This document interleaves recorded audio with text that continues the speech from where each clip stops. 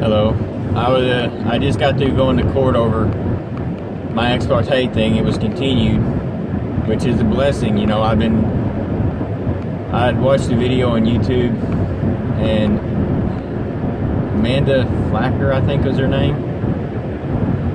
But it really inspired me and gave me a different perspective. And it wasn't really a different perspective, but it put me back on the path I was on before. Sorry. I did just that before I left, and it allowed me to find a little bit of peace in the eye of the storm, as it is, and I think that made a huge difference in my life today. But and I had a ton of people praying for me, and I mean that helps. But anyway, my court was continued for 2 more weeks. And I was just sitting here thinking on my way, because my ex-wife, you know, she's selling the stuff off. You know how they do. I mean, it's just classic immature. Anytime you're with anybody and they go, oh, I got this and we're going to sell it for this ungodly low amount, you know it's just stupid. You know it is. And it's just another way of them trying to jab at you. And at first it kind of bothered me, because she was wanting me to pay for her half and I could have the stuff, or she was going to sell it for like $50 and we could get $25 out of it each.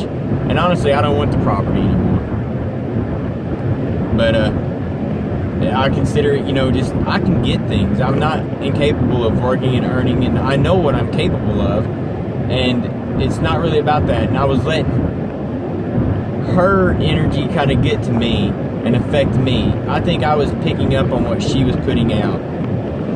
And when you're in an abusive relationship like that, you tend to do it, because a lot of us are what they call empaths. And you can think that's malarkey or whatever you want, but it just means you're really super sensitive to stuff for some reason. It's not a bad thing. And I kind of think it means that you're a lot more evolved in some ways than other people are. Not that it's any better. Some people are just completely void of emotion, and some people have more emotion and more able to pick things up. And I think that I was picking that up, and I just realized that. And that's where all my energy I've been getting lately is I've been focusing on her so intently that I was absorbing all that negative stuff, and it was just rotting me. And I'm like, is that how she feels all the time? What hell is that? To be all the time like that and still have to walk around and act like everything's just peachy keen and keep up with all this act that you go through. You know?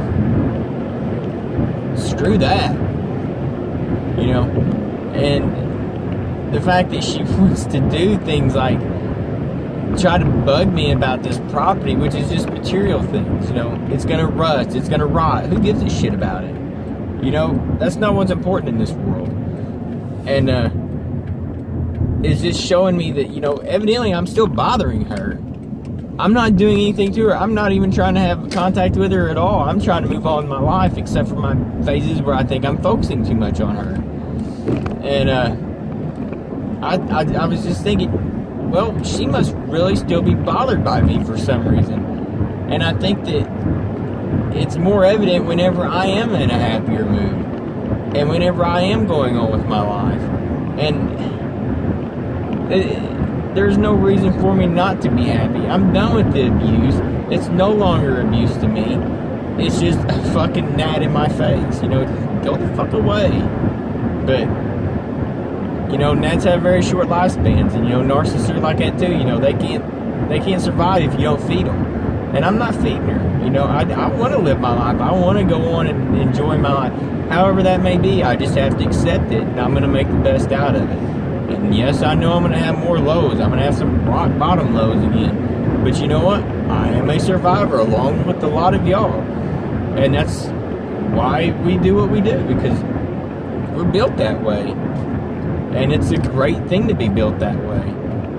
And I'm proud to be built that way. And I think a lot of us that are empaths like this, we go through this stuff. Think of it like a school, man. You have to graduate from being so naive about something, you know. You don't know 2 and 2 don't equal 7 until you're taught that. And you come to recognize, oh, wait, you know, this crap equals 4. Okay, I got it now. And then It's almost like we're basically learning how everybody else functions and what levels is normal for everybody else. And that way we can know what to anticipate and head off before it becomes a really big problem. And that's just kind of my outlook on it at this time. And I can't tell you how much better I feel today. You know, things are still just the same as they was the other day. It's just how we look at things. It's how we perceive them. And that's what I've always told my kids. It doesn't matter what it looks like. It's how you perceive it. You know, it's your perspective on things. Because one guy on this side of the road and one guy on that side of the road, they're going to see things two totally different ways.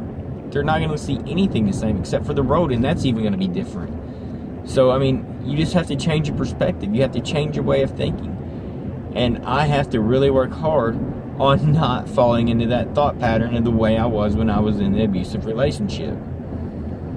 And, you know, I'm just really grateful and really thankful for everything that's happened today. You know, the court just got continued, and that was about it.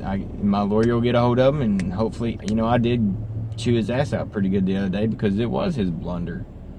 Because and I'm sure a lot of you are like this, I believe in taking responsibility. I take responsibility for my actions. I expect other people to do the same, even though that's not how the world works. But that's all I've got for now. Thank y'all.